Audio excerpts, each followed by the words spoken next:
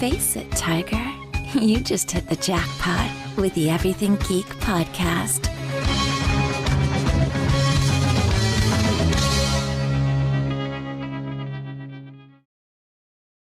Hello everyone, you're listening to the Everything Geek podcast. I'm your host Rory, and joining me is co-host Graham. Hey guys, how are you? Good, very well, thanks. And we also have a very special guest joining us. We have actor Eric Pierpoint, who played an NSA officer in Transformers Revenge of the Fallen, Volvo in Star Trek The Next Generation, Captain Sanders in Star Trek Deep Space Nine, Quarter in Star Trek Voyager, and Harris and Sherratt in Star Trek Enterprise. So how are you, Eric? I'm very well. How are you guys? Good, thanks. I hope I pronounced all your characters' names right. Well, you're missing about 200. I went to have surgery one time at the Motion Picture Hospital on my knee, and what they do there is, you know how normally the surgeon will ask you to, or the anesthesiologist, to count down from 100, and you're lucky to make it to like 96 before they put you under. Yeah. At this hospital, they say, "So what have I seen you in?" So you start to tell them what your credits are, and you start to get sleepy. But actors are so desperate for attention that you just want to, keep going.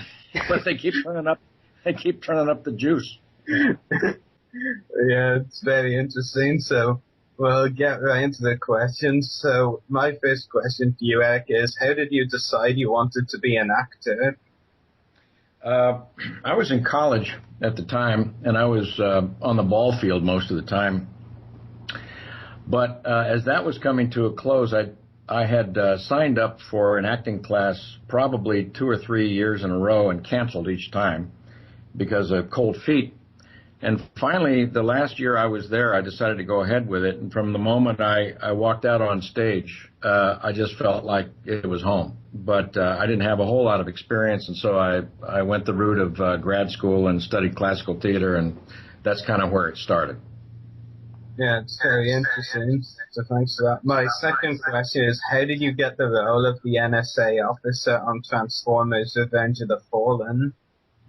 Well, Michael Bay was going through the tape of the initial audition of a lot of actors that he had seen for a lot of different roles. And so what happened was I got a call, and they had an emergency session. So he'd written a scene on the spot and remembered me from the initial audition, and they said, "Can you come down in 20 minutes?"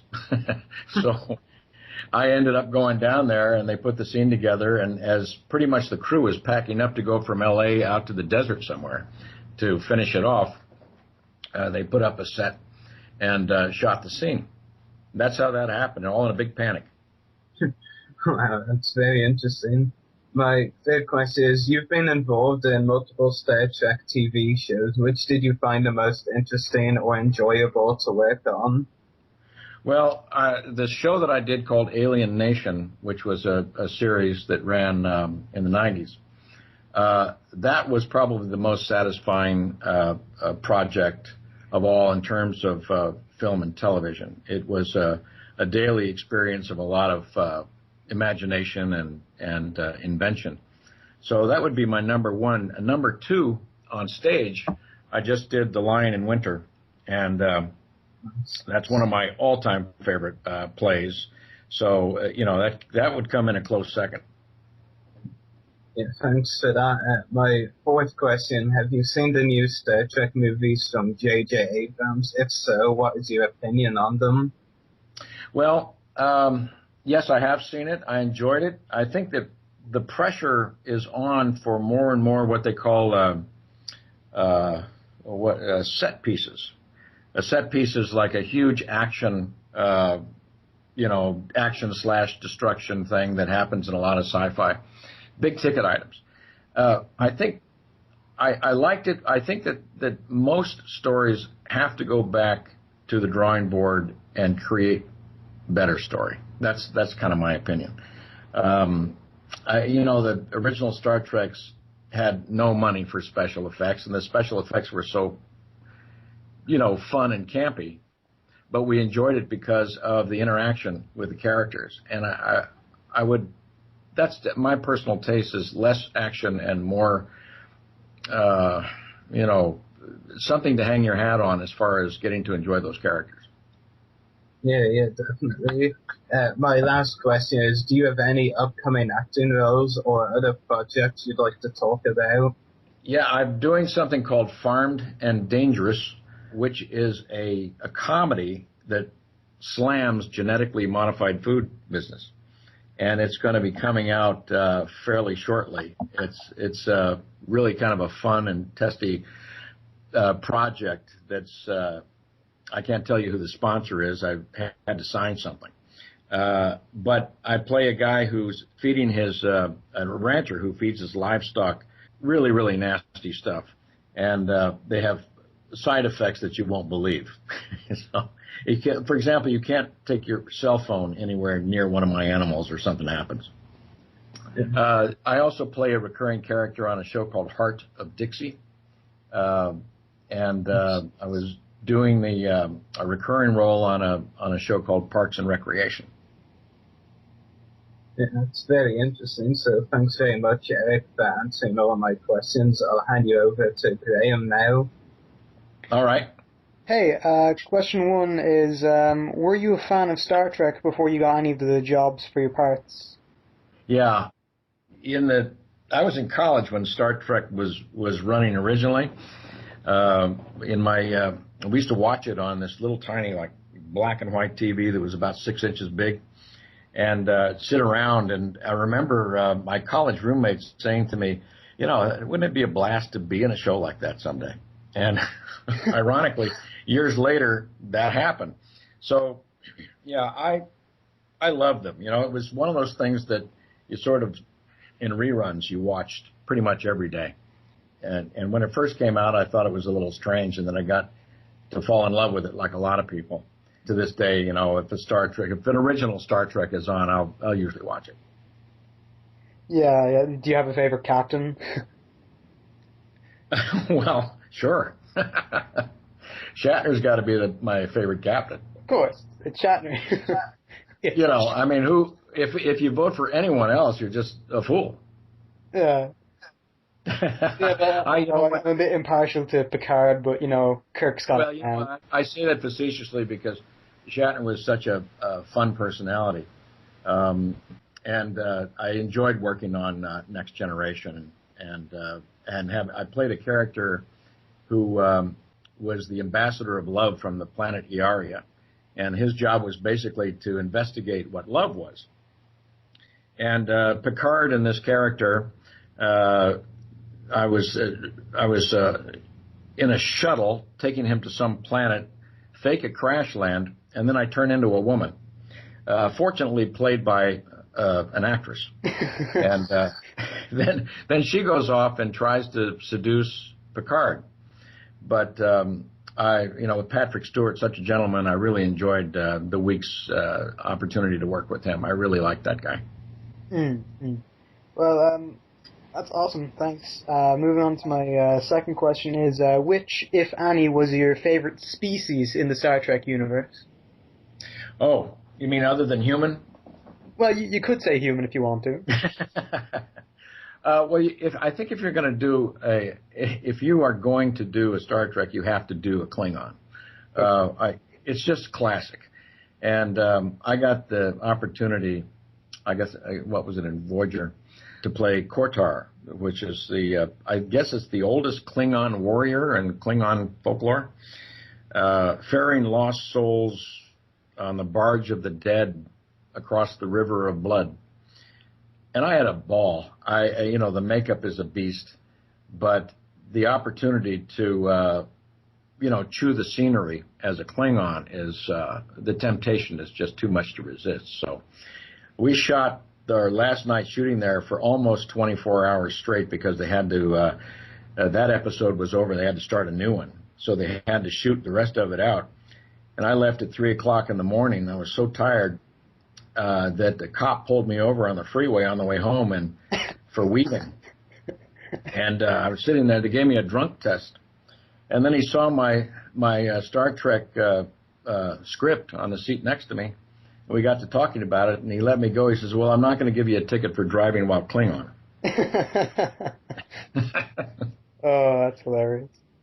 This brings me to my last question. Did you interact with many of the other cast members offset? Like, do you still speak to anyone from working with them? Of any set or Star Trek's in particular? Star Trek in particular, but any set will do. Well, Alien Nation, there was a big bond there because I was working with him every day. So I will talk to the producer, who's Ken Johnson. I'll talk to Michelle Scarabelli, who played my wife, or Terry Treves, who played the alien neighbor, or Gary Graham, who was my co-star in that. And we'll catch up, and it's just like we were doing something, 15, 20 years ago. Really a lot of fun. I see Star Trek people all the time because so many people have been in it. Casey Biggs is a really good friend of mine. There's just, Armin Shimmerman, people I see, and we sometimes are at the same conventions. I don't do that many, but when I do, they're all there, and it's just like old friends. Star Trek is a real community and of actors, and so many of us have been in them. And I don't know how many have been in all of them. I think I hold the record for having been in the 4 after the original, starting with Next Gen, and having done about 6 different characters or something like that, or at least 5. So I feel privileged. That's awesome. I always find in acting communities the cast always tend to get together and communicate a little bit more afterwards. So that's always nice to know that you all keep in contact afterwards. I actually find it amazing that the community is still kind of going. Yeah, I liken it to a repertory theater company, but much bigger. So if you're in Hollywood and you've been around long enough, you pretty much know all the rest of the guys. You become friends over the years. I mean, maybe in the beginning you start out very, very competitive. Everybody's climbing all over each other trying to get a job. And now we kind of look at each other and we say, well, how are you doing? How are your kids doing? Oh, yeah, you're grandpa now, that kind of stuff. Yeah. So it's just really fun because through time you begin to appreciate things that you may not have as appreciated as much when you're younger. But when you're a little bit older, you're all just glad to be there. And that's what makes it nice. It feels like a reunion sometimes when you get together at some of these events. Awesome. Thanks. I think that's all my questions. So, Rory, are there any of the Facebook questions or? We don't have any Facebook questions currently, but it's now time to open up for any of our listeners who want to ask any questions in the chat or call in with any of theirs. So we'll just wait for anyone who does. But while we're waiting, I actually had an additional question, Eric, that I want to ask you based on something you were saying before we actually got into the questions. Of course, been talking about Star Trek and Transformers and Alien Nation, which you brought up a couple of times. Aside from those 3, because of course you've got quite a great list of credits, but aside from those 3, which would you say you are most well known for? Well, I get recognized a lot when people think they've actually met me at a party, but what really has gone on is I've been in their living rooms for years and they just haven't known it, Liar Liar probably is the single most popular movie where everyone knows it, it seems. Everyone's seen it. And when you tell them or they ask you about Liar Liar, then they just want to talk and talk and talk. I was at the restaurant last night and in the lounge bar area, and a surgeon came up to me and said, I have to ask you, were you in Liar Liar? And I said, yeah. And he goes, God, yeah. And then he brought his wife over. And then they wanted to know all kinds of stuff about Liar Liar and Jim Carrey and all that. But I think that's probably, of everything, the most popular thing. Now, I didn't have a whole lot to do in it, but I was, glad to be in it. So, yeah, I mean, I'd say Liar Liar, but the other ones, too, there's a Disney movie called Holes, where I was playing the evil sheriff in the western part, the middle part of the movie. And when that first came out, I a pretty popular figure around the neighborhood because the real estate agents used to take families and their kids, and they'd point the house out and say, "That's where the sheriff from Holes lives." So. And ironically, I've now, I don't know, did they tell you about the book that I've written? No, they haven't. You want to talk about that, actually? Yeah, I want to talk about that because I think in the UK, aren't American Westerns, fairly popular? No, they're fairly popular here as far as I know. I'm not too sure about the UK, but they're definitely fairly popular enough in Ireland as far as I know. Oh, okay. All right, so I'm talking to Ireland right now. The book that I've written is called The Last Ride of Caleb O'Toole. And it's for all my sci-fi friends who are into Westerns, I think they'll love it. It's historical fiction, a lot of action for a particular reading group, which is what they call middle readers, which are like the 10 to 14-year-old. So this is my first book, and right now I'm writing the second book, which takes place during the American Revolution. So while I'm waiting for the phone to ring as an actor, I've been really, really busy writing every day. So that's my plug. Yeah, it's very interesting. Thanks for sharing that. That looks like all of the questions we have for you, Eric. So it's been an absolute pleasure talking to you on the podcast. Well, thank you very much. Enjoyed it. Yeah, we really enjoyed it too, and hopefully we can talk to you on the podcast again some other time. Absolutely. Awesome. Okay. Pleasure. Well, you guys have a great day then, all right? You too, soon, man. All right, take care. Bye. So that was another really fun interview, and Eric was a great guest. We really enjoyed having him on the podcast. Will you agree, Graham? Yeah, he was awesome. Yeah. And I want to give a huge props to my friend Steve Rohr. I hope I'm pronouncing that right. At Lexicon Public Relations for setting up this interview. It was a great interview. We really enjoyed talking to your client, Eric, and thank you very much once again. Absolute pleasure.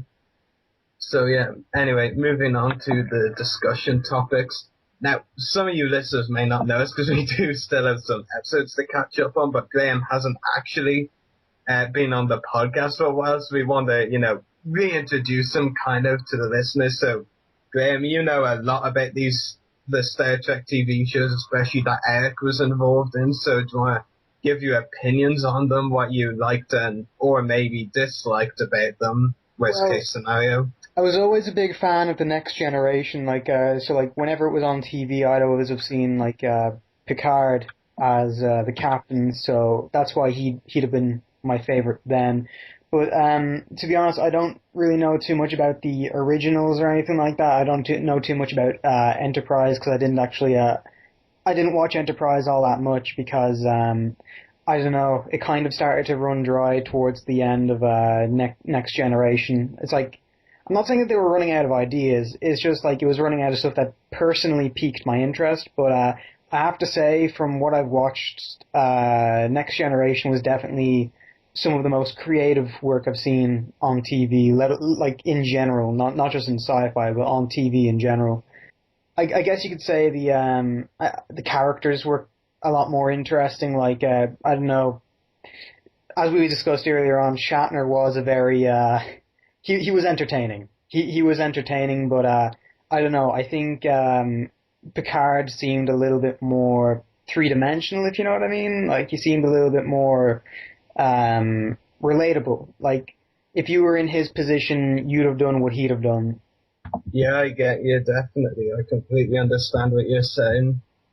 And what I really liked was, I think it was in Next Generation, there was like a Klingon actually working with the humans, which I thought was pretty cool. It's like, okay, wait a minute, you guys used to hate each other, so I thought that was very interesting. I don't remember whether that was Enterprise or Next Gen. I'm pretty sure it was Next Gen, but still, I thought that was a very interesting take, considering, they kind of hated each other for quite a long time. So I thought it was interesting.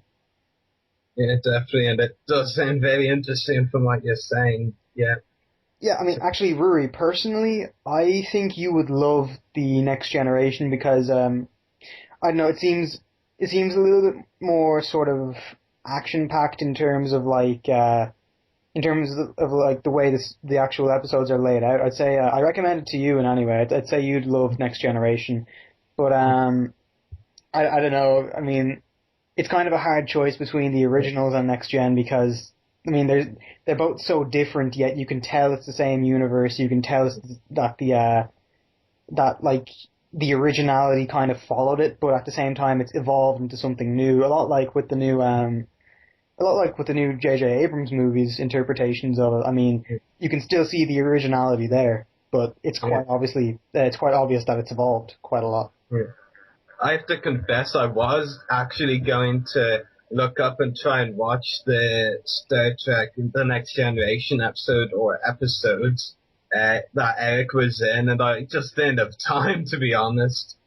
I was planning to, but with all the projects. I vaguely remember that episode that he was talking about earlier on, where he was like someone trying to find out what love is. I vaguely remember it, but I don't remember it all too well. It was decent, it was good, but there's still tons of other episodes that I can remember, and some of the movies I actually thought were pretty good too.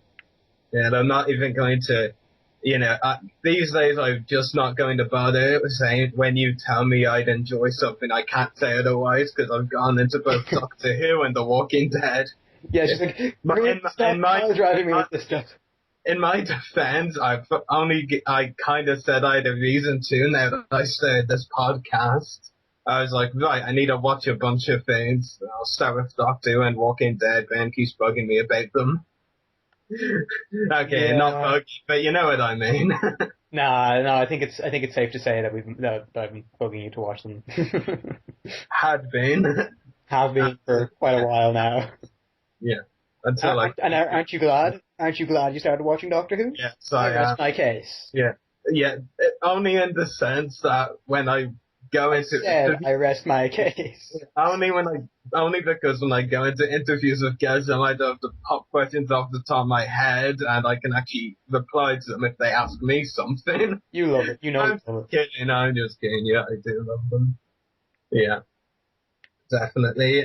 So moving on to next discussion topic. Not sure if you've seen it, Graham. If you haven't, it's a big shock, as it'll be Roseverse, but they released the new trailer for the Batman Arkham Origins video game titled Nowhere to Run. Yes. I sound really stupid because you have seen it. It's the game you're most excited for this year. Yeah, I am pumped. I actually went out earlier on today to GameStop over in the Stevens Green Center up in town.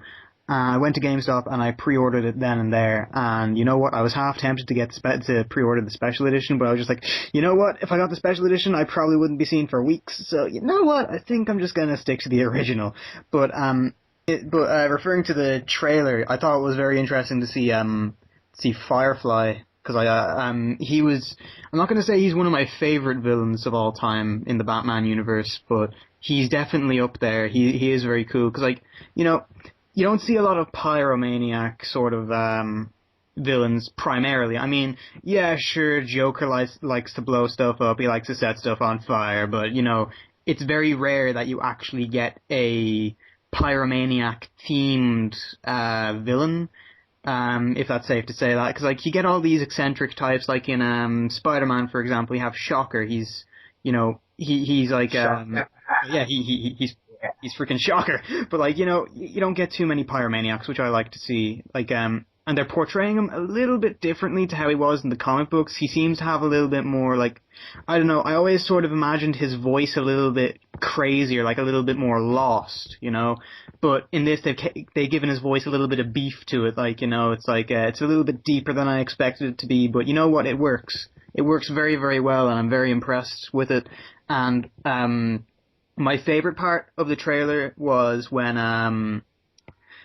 the interaction between Batman and James Gordon, Commissioner Jim Gordon, because it just shows that this is how early on in Batman's career it is, because most fans of the comic book and the original games will know that him and Jim Gordon are buds, and it just goes to show how early on in his career it is, because they're at each other's throats. Like, Jim was ready to shoot, more or less, and it shows how their connections between each other are starting to build up a little bit more gradually, and it's amazing. I cannot wait for this game.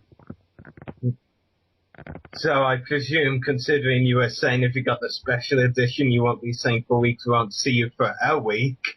No, you won't see me for weeks. With the standard edition, I don't know, you might hear from me every now and then, and Rory, I'm not going to lie to you.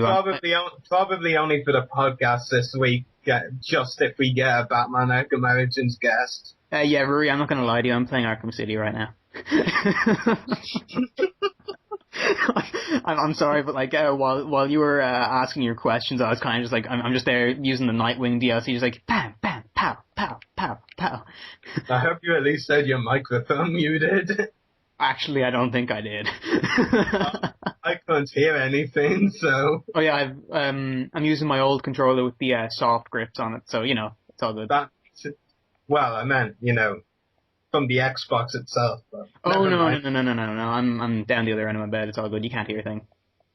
I mean, I fixed it last week. I fixed the fan, so it's kind of running a little bit smoother now. But yeah, I'm not joking. I'm actually playing it right now. Yeah, so very exciting then for Batman fans, and you also have some other Batman news, kind of. If it's legit, because you can never be 100% sure, but apparently there is a concept art of, well, first of all, Graham, actually before I say it, you have heard the news, haven't you? If you see my Facebook page, I actually have the fan thing, the fan trailer posted on my page for the Batman Superman or Superman Batman movie, whatever it's called at the moment, but Man of Steel 2 officially. Well, yeah, it is primarily going to be Man of Steel 2, but I'm kind of just glad that Batman's going to be in it. Nevertheless, Ben Affleck as Batman, because you know what, I'll put it to us this way: when Michael Keaton was given the role all those years ago, back in the 80s, I think it was, for the original, well, I'm not going to say the original, but for the Tim Burton Batman movies, people were like, "What? Who the hell is this guy? Seriously?" Michael Keaton as Batman? And then when he was in the role, people loved him. So I have high hopes for this guy. Yeah, and you could, from what I've heard, you could also say the same for Heath Ledger. It's I don't know whether anyone here has heard of Nostalgia Critic, but when he was talking about the Dark Knight movies and whatnot before, he was just like, okay, when I originally heard about Heath Ledger becoming Joker, the instant thought that came to his head was that guy from Brokeback Mountain, or that guy from A Knight's Tale, So, he was always into these more sort of, very, very different roles. And then when we saw him as the Joker, he was amazing. Probably one of the most original versions of the Joker that I've seen in quite a long time, apart from maybe John DiMaggio in Under the Red Hood. It was a little bit different, but nah. Still, I loved Heath Ledger as the Joker in The Dark Knight. So, I'm going in with high hopes for Affleck. Just gonna say, don't screw it up. Don't screw it up. Yeah, getting back on topic, as I was saying, did you see the quote-unquote possible concept art of Ben Affleck as Batman? I actually have not. Have you got the link handy? I might have somewhere. It's on the Facebook page. I'll check it out later. Yeah, okay, but yeah, it did look interesting. I know editor Dan Grievous wasn't impressed. I was just like, it doesn't look bad. Very awkwardly, because of course, I'm not the hugest Batman fan, not like Graham, Dan, or the others. Spider-Man's more my thing, and I was just like, it doesn't look bad. He was just like, it does look bad, and I'm just like, I better not argue this. Yeah, don't argue it until I've seen it. Well, just cause let's face it, a Batman argument, I'm not gonna win. Yeah, well, I'll also put it this way. I know a lot of people who are complaining about the Christian Bale costume in Dark Knight and Dark Knight Rises. I thought it was fine. I mean, he's finally able to move his head for once, so I'm okay with it. Anyway, moving on before I completely lose myself trying to talk Batman.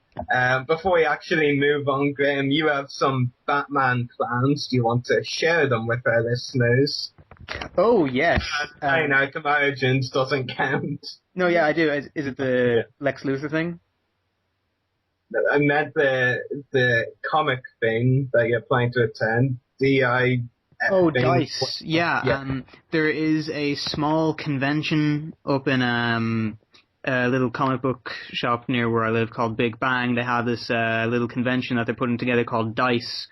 And Scott Snyder, who wrote Batman Black Mirror and many other great Batman graphic novels and comic book series, is going to be attending, and hopefully when I go, I might be able to get a video interview with Mr. Snyder. So, fingers crossed. When is the convention? I actually have the flyer here. It is on the... Yeah, here it is. It's on the September 28th and 29th of this month. So, well, keep that in mind, definitely, and hopefully you can get a great video interview for us with Scott Snyder at the convention held by the Big Bang comic shop. So, yeah, it's very interesting. So, moving on to our next topic, and just checking again, but have you seen the new Walking Dead Season 4 poster? No, I haven't. I haven't really been... I haven't been... I don't look at this stuff. I just wait for the... I just wait for the series to come out. Yeah. All I'm going to say was it was a... Well, actually, do you mind me talking in detail about it? I mean, I don't want to spoil it. About a poster. Okay, yeah, sure, go ahead. Yeah. Well, there's like two real things to note. One, the first of all, I'm going to say it was a very, very cool poster. It definitely gave you a good feel for how, darker this season will be. But I might as well just explain it. It was Rick Grimes, and the two things to observe were the gates of the prison were collapsing, pretty much. So that obviously, though it's already been mentioned in interviews by some of the crew, I believe, that they definitely won't be at the prison all season. So it really does give you a sign. No. Yeah. Yeah, it really does give you. Yeah, so the prison will definitely be, but they'll definitely not be at the prison still at the end of the season anyway. And what was also interesting, and even I can say this for a fact, in the comics, of course, Rick Grimes suffers an injury to his hand. That's all I'm going to say, because I know there's more I could say about that for one. But he suffers an injury to his hand. And in the poster, we actually see a bandage on his hand. So that's a nod to the comic books right there. I'm sure you know what I'm talking about, Graham. I do, and I'm afraid I'll go into too much detail on it and spoil it. So I'm gonna try and ignore that one just for now. Yeah, it was a great poster, though, I'll tell you that much. It's also it was a great scene in the comic books as well. I'm not gonna lie. Yeah. I mean, God. Yeah, you'll probably have to go searching for that poster as well later. I probably am now that you've told me what's on it. So yeah. Yeah. So moving on to our next topic, how about a little Star Wars? We're going to be discussing a lot of it, so we'll start with this one. First of all, Star Wars: The Knights of the Old Republic video game producer Casey Hudson will be returning to work on more Star Wars video games. So. You play Knights of the Old Republic, haven't you? Are you? No. Oh God. It's official. Oh sweet. And this is the first Graham's heard about it. He's literally freaking out, I can tell. Oh my God. Seriously? Yeah, but yeah, Casey Hudson is returning. And Knights of the Old Republic is probably one of my favorite Star Wars games of all time. I mean, it was probably my favorite game on the Xbox and original. I mean, oh my God. I mean, obviously next to Halo, because I'm kind of addicted to that. But still, it's a close second. I mean, oh my God, that game. Oh my God. Oh God. I'm fanboying. Yeah, I can. I'm fanboying. This is me fanboying. Yeah, and now after this podcast is over, Graham will be spending like all morning playing Knights of the Old Republic. Probably, yeah, probably. Yeah, probably. Yeah, I'm excited about it too. I'm very interested to see what kind of games Casey Hudson will be working on. I'm sure if they bring out some more Knights of the Old Republic games, that a lot of fans will be very happy, won't you say? Yeah, and cough, cough. Gee, Rory, it would sure be awesome to see a free roam Star Wars game. Cough, cough, That would be good. cough. uh, yeah, so yeah, anyway, moving on to the next topic and going away from Star Wars for just a little bit, back to Man of Steel 2. There is a rumor that Bryan Cranston will be cast as Lex Luthor for the film, and Graham, you probably know about this a bit more than me, so. Yeah, man. Oh, Bryan Cranston. What can I say about Bryan Cranston? If any of you have watched Breaking Bad, which for the record is an awesome show, go watch it right now. He is an amazing actor. I think he can pull off the whole sinister tone to Luther, but now I know this is gonna sound weird, but if any of you watch Malcolm in the Middle as well, he was the dad in that, and so you obviously know that he can get the whole charming side to it as well, because as you know, as most fans would know, Lex Luthor is a very two-faced individual in the comic books and the old animated series and whatnot. So you know that Bryan Cranston can pull off being charming, so he's nice and charming to the public, and then he goes really dark and sinister when he's about to when stuff's about to go down. He's gonna deliver. Or if you've seen Argo, he was also very, very good in that. I recommend you go see that movie, also starring Ben Affleck. But anyway, getting away from that, but it's he is an amazing actor. If he is playing as Lex Luthor, which I hope to God that he is, the role is in very, very capable hands, in my opinion, and I genuinely think that he can definitely pull it off. He can totally pull it off. Yeah. And I can officially say I was something else to add to my list of things to watch. Thank you very much, Breaking Bad. You're welcome. I said Breaking Bad, not you. Yeah, no, you're welcome. Oh, well, I'm pretty awesome to watch as well. Just, What? look at my ass, dude. Look at my ass. I'd rather not. Yeah, moving on from a very awkward topic, off topic really thing. Back to Star Wars, and with Episode 7 casting rumors for the film coming out in 2015. First of all, Benedict Cumberbatch, and Benny! his name needs no introduction. We get it anyway. Oh. Benny? Yeah. It's a long story of a very, very weird running joke that I have with my friend Ben. It's never mind, just move on. Yeah, I don't really want to know. Yeah, we don't. So yeah, are you hoping Cumberbatch will be involved with Episode 7? I hope he is. I mean, it would be very interesting to see, but I mean, for now, all I can say is that it's a very vague rumor. I mean, just because he happened to be in Star Trek Into Darkness doesn't mean that J.J. Abrams is going to recast him for Star Wars. So, like, I don't know. I mean, I'd love to see him in Star Wars, don't get me wrong, but I mean, for the moment, in my view, it's a very vague rumor. To us, I think everything is going to be a vague rumor until at least maybe, well, closer to the end of the year, like November, December, maybe even, the new year before we actually get anything official on new cast. But yeah, Benedict Cumberbatch, I think it's safe to say he would be a really good actor. And the rumor actually was as well that he would be a Sith villain in it, and I think it's safe to say, I mean, I don't think I could imagine him as a Jedi. I don't know if you've seen.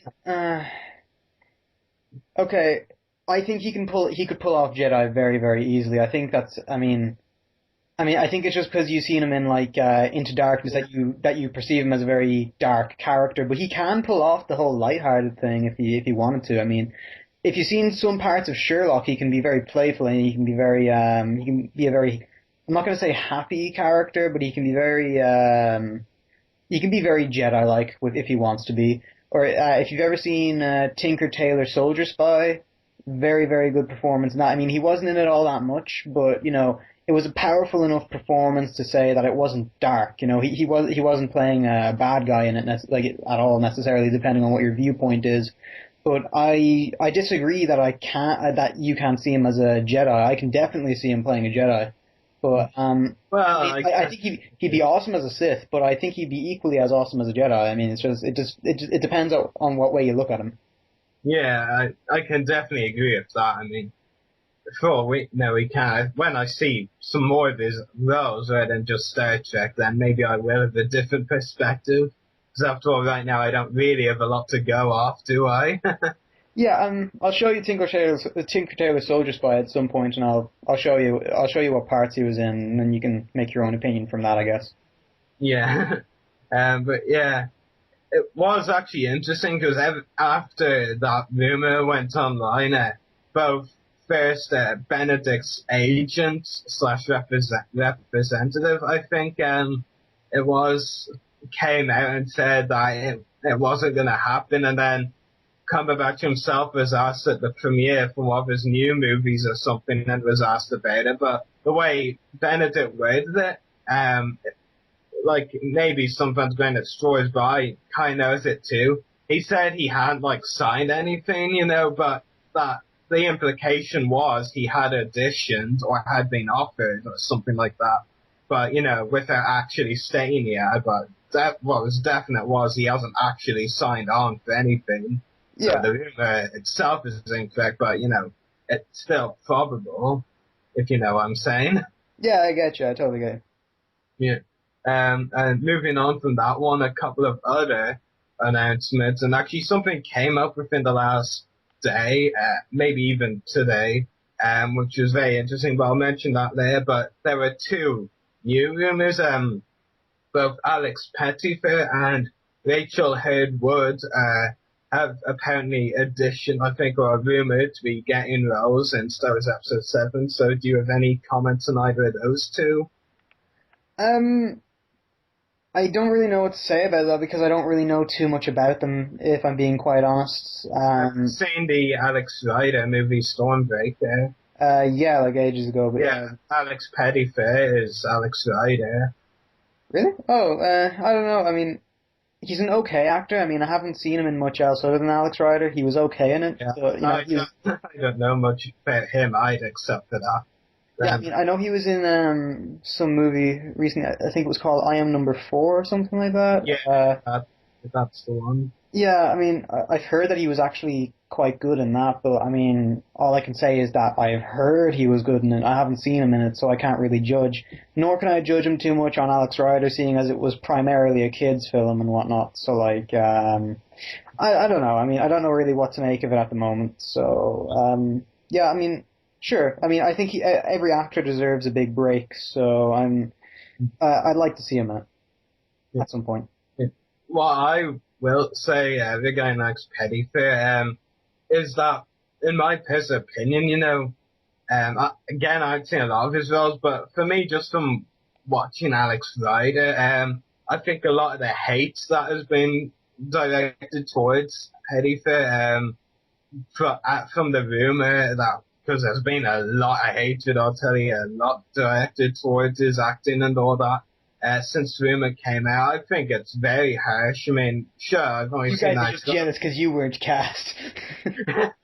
What I've been considered. But yeah, to be honest with you, when I first saw Pettyfer's Alex Rider in Stormbreaker, when I first watched it, I thought he looked the part. I thought, Yeah, even before hearing him, that they picked the perfect cast based on looks, and yeah, he sounded the part too. yeah. Like when I read the books, I read the first two books before I'd even heard there was a film of it coming out.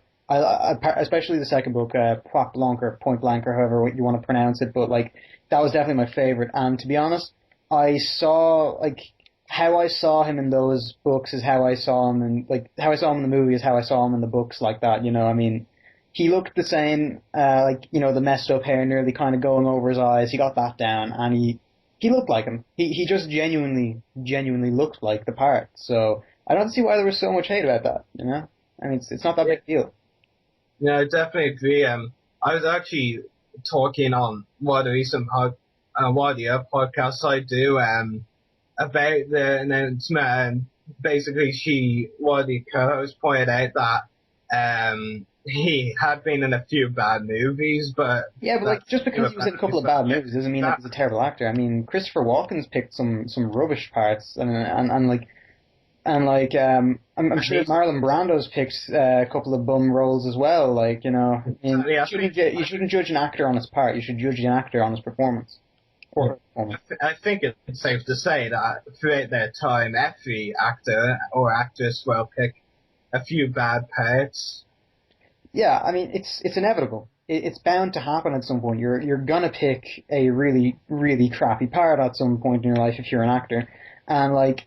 Even then, sometimes the parts aren't even picked by the actors, it's picked by the agencies. One for you, one for the agency is usually the rule, or one for the agency, then one for you. So, I mean, it's, sometimes, most times, it's not even the actor's fault, it's the agency's fault for putting him or her into a really, really bad movie. So, like, I don't think that people should give actors in general too much hate because most of the time it's the agency. So I'm quite fair in that regard towards actors. But then there's some things that I look at and think, good God. But still, it's not that big a deal at all. Yeah. To be honest, I personally think Alex Pettyfer would be really good in Star Wars. To be honest, it could be this big because I mean, no one really knows the tone of what films they're good at until they've actually done a few. So who knows? He might be actually very, very well set for a performance in Star Wars because I don't know. He's got the whole lighthearted thing down.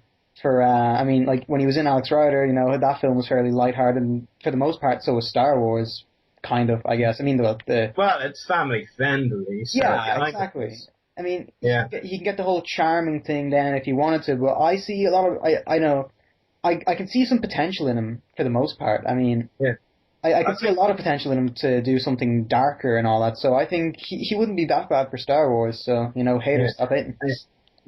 Yeah, I think personally something that surprised me, because when I go onto every actor/actress's IMDb before we interview, the Internet Movie Database profile for them, when I look at Alex Pettyfer's one, I'm always surprised that because they always have their four most well-known roles, so-called four most well-known roles at the top in a special section, and I'm always surprised when I look at Alex Pettyfer's and that Stormbreaker's none of them.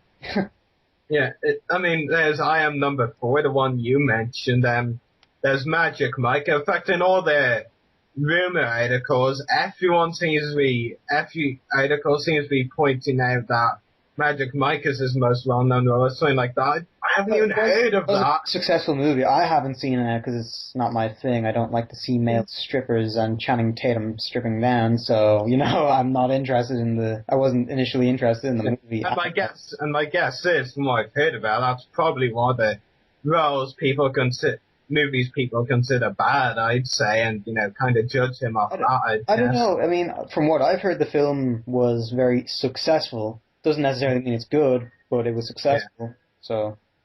Who knows? I mean, I'll put it this way, when Batman and Robin first came out in theaters, people were just like, oh, hey, George Clooney, he's a very well-known actor, and he's playing Bruce Wayne. And Batman, that could be very good. Then, everyone went and lined up to see the movie, came out thoroughly disappointed.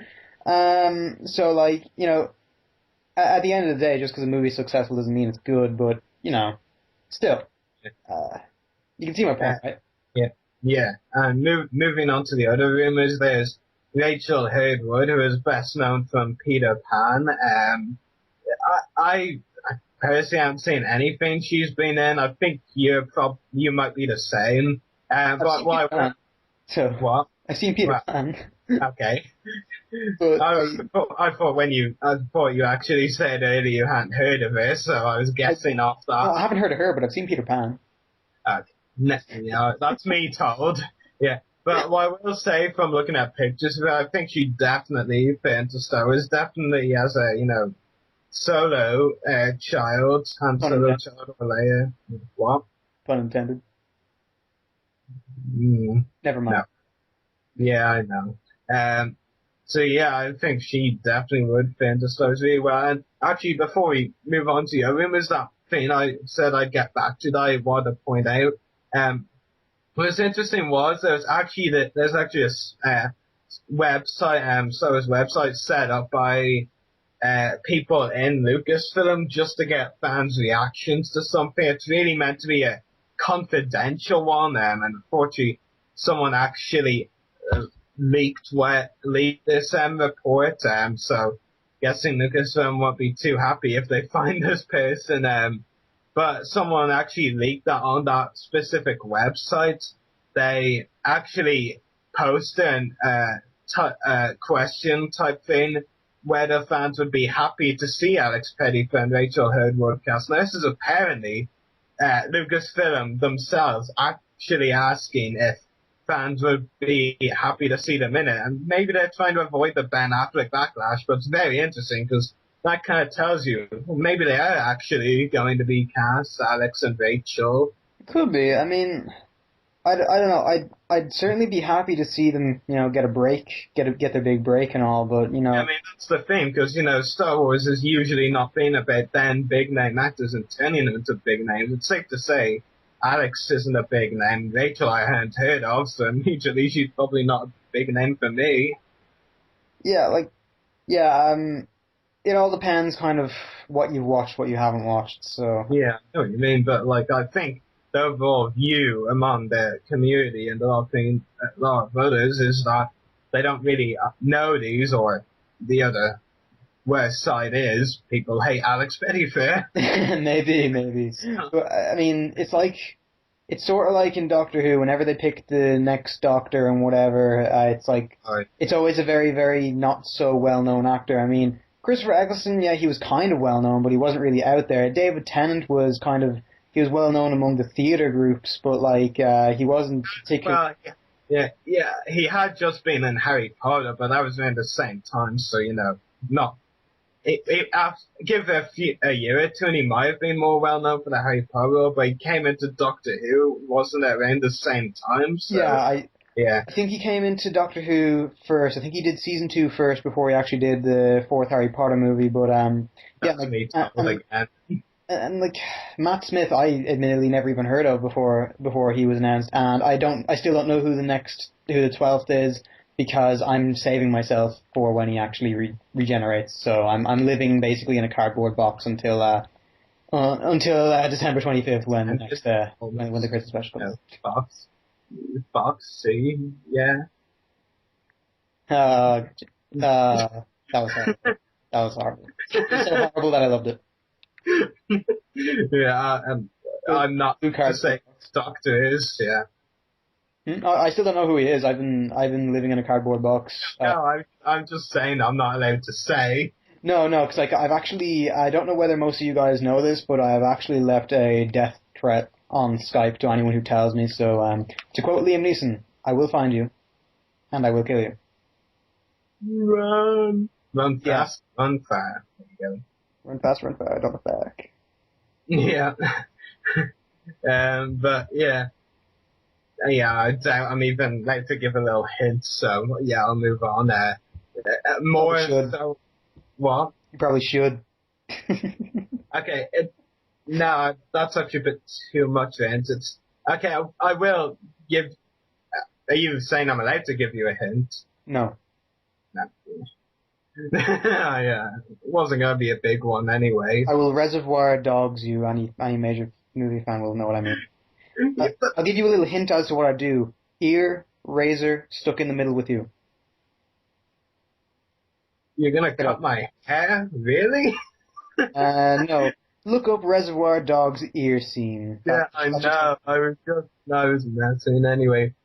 Well, cut hair and ear, So anyway, some more casting rumors. Apparently, Liam McIntyre from Spartacus has auditioned for a role. This was apparently told by Liam to a fan at a recent convention. I think it was Dragon Con in America. So that's pretty interesting. Of course, it's just that he just auditioned. I mean, he obviously hasn't actually gotten a role. He's actually not a bad actor, surprisingly. I mean, I don't think Star Wars would suit him too much, but I don't think he's a bad actor per se. He's okay. Yeah, what I actually do want to point out, though, is that thinking about it and looking at pictures of both, Liam McIntyre and Alex Pettyfer, as how Alex looks now, they both look very similar.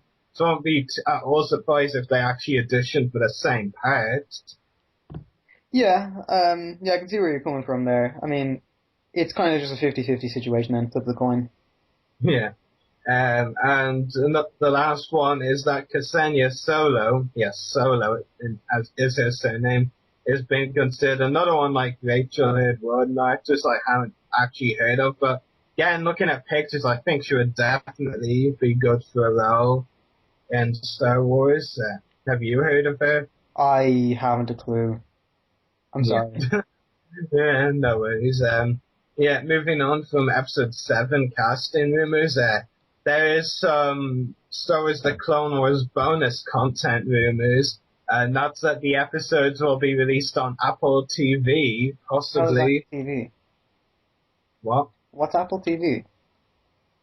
Well, something really, really bad. Okay, should I be left in the dark on that too? Well, let's just say when this rumor came out, well, it wasn't as bad as the Ben Affleck reaction, but it was close. That's all I'll say. Oh God.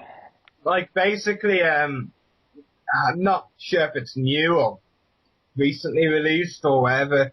Like, basically, Apple TV, not a lot of people have, most people would have cable, something like that, probably. Let's just say if this rumor comes true, Apple or Disney or whatever are basically trying to get you to buy a whole new TV just to watch the bonus content. I'll just get it online. Well, that's the thing. They're saying it might be exclusive to Apple TV. No, but like, I'm sure there's someone out there who has a capture card and is going to actually, just, can upload it onto something like Solar Movie or Watch Series. I'll just watch it there, I'm not going to bother. Yeah, I mean, I certainly, if the rumor does come true, I certainly won't be getting it on Apple TV because I'm not buying a whole new TV. Just watch some new episodes, even if it is for my favorite TV shows. I mean, I don't really watch all that much TV in general. I mean, Ruru, you know me. Like my TV in my room isn't even connected to the freaking satellite. I just use it for my Xbox. So, it's just I don't watch a lot of TV. So why would I buy Apple TV just to watch one thing? Yeah. One, a couple of points I will make. One for it and one against the bonus content rumor. For Apple TV, I mean. The one, which one should I go with first, actually? The one against the rumor is that while they said they're, working on getting the bonus content to us, and that it would actually just kind of leads into my one, they said it would be an out-of-box method. Well, that's not quite right, but no, it won't be the typical way to release it. I believe they've said that, but at the same time, I mean, I don't think they'd really be so silly as release on Apple TV just because, even from just this rumor coming out, the amount of backlash from fans. So I don't think they'd really be that stupid to release on Apple TV. Again, they did say it would be an out-of-box method, or something like that. Not sure it really means DVD box. Just be an unusual or unexpected method for them to be released. And even if it does get released to Apple TV, I'm sure it'll come get somewhere else down the line. It might just be exclusive to Apple TV for a while, and you actually would have to have the TV to get it. I don't know, but it's complicated. I mean, I just want something official on this. I don't know. See, I don't know too much about Apple TV, so I can't really say much in that regard. But hey, I'm just going to be a sheep and say, oh yeah, Apple TV's bad. Yeah. One thing I will say regarding Apple is when I was doing work experience at a computer place called Micro Pro Computers, I had literally they didn't really have much for me to do. So for like 2 hours one day, I had to test out one of their new Apple laptops for 2 hours. Absolutely hated it. The navigation for one was absolutely awful. I just didn't really like it for a computer. I mean, I much prefer the computers I have at home, either my own laptop or my mum's, which I Except for used to. Windows 8. Yeah, that's the fun. You know, honestly, I would sooner have Windows 8 than that Apple laptop. Not Seriously? saying a lot. Yeah, it was really bad. I'm kid you not. Yeah, and you know, considering how much I hate my Windows no, 8 laptop the in last some couple ways. of times I've been over at your house, you've been just raging over Windows 8. I mean, I can see the look on your face whenever you're using it, just like, oh, god damn it.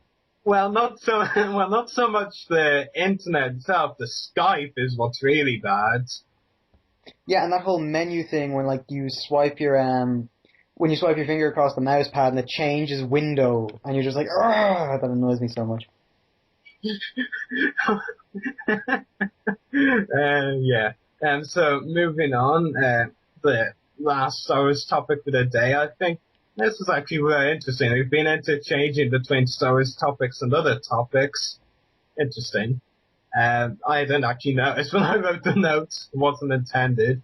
There's been a recent casting call going out in New York for 3 main roles for Star Wars Episode 7. The first is a young man in his early 20s, handsome but not necessarily heroic.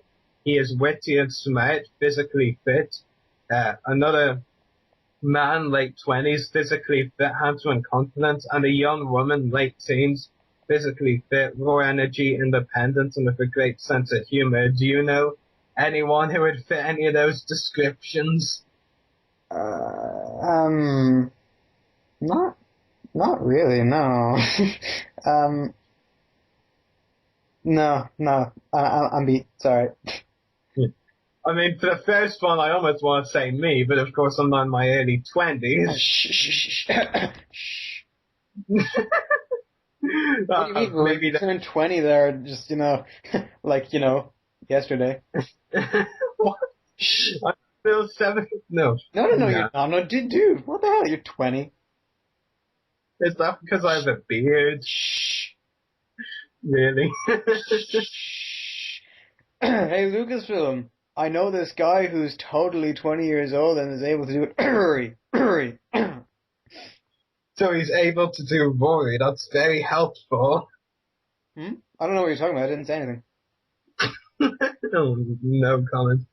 But for the last one, I always want to say Ivana Lynch, but she's not late teens. She is early 20s. I don't know. She's an okay actress. I wasn't a big fan of Luna Lovegood in general. That's all I really know her as. So. You have to admit she fit the part, though. Oh no, yeah, no, she definitely fit the part and whatnot, and like look after your own and all that sort of stuff. But like, I don't know. I don't see too much special about her, to be honest. Like, she did what she had to do and she did it well. But I don't know. I don't know what the fuss is about, to be honest. Yeah, and I just think it would be really interesting, though. Considering everything else we watch, when we go into episode 7, even Rebels, with the new voice cast, if they cast anyone that we know from something else in it, I mean, that would be very interesting. It would be a bit, weird at the same time. Steve Bloom, John DiMaggio. Sorry, I have a terrible... Well, we already heard John DiMaggio in the Clone Wars micro series. That wouldn't be as surprising, to be honest, but I know what you're getting at. Yeah. John DiMaggio is probably one of my favorites. Or Bruce Greenwood, he's turning into one of my favorites now, anyway. Yeah. But anyway, moving on, back to our, of course, weekly segment, Name That Franchise, which Name that franchise! we really didn't need that. Yeah, we so did. No, we didn't.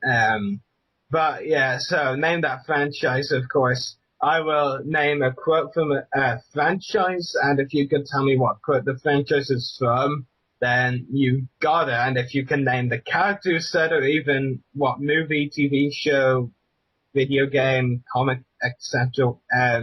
If you can tell me all those details, you get bonus marks. But if you get just the franchise itself, then you've done well. Anyway, well, you've got right anyway. So this week's Name That Franchise is: any attack made by the rebels against this station will be a useless gesture. no matter what technical data they have obtained, this station is now the ultimate power in the universe. I suggest we use it. And of course, a geeky trivia question as well, which is similar, but of course it's trivia. It's not just quote related. It could be absolutely anything. So here is this week's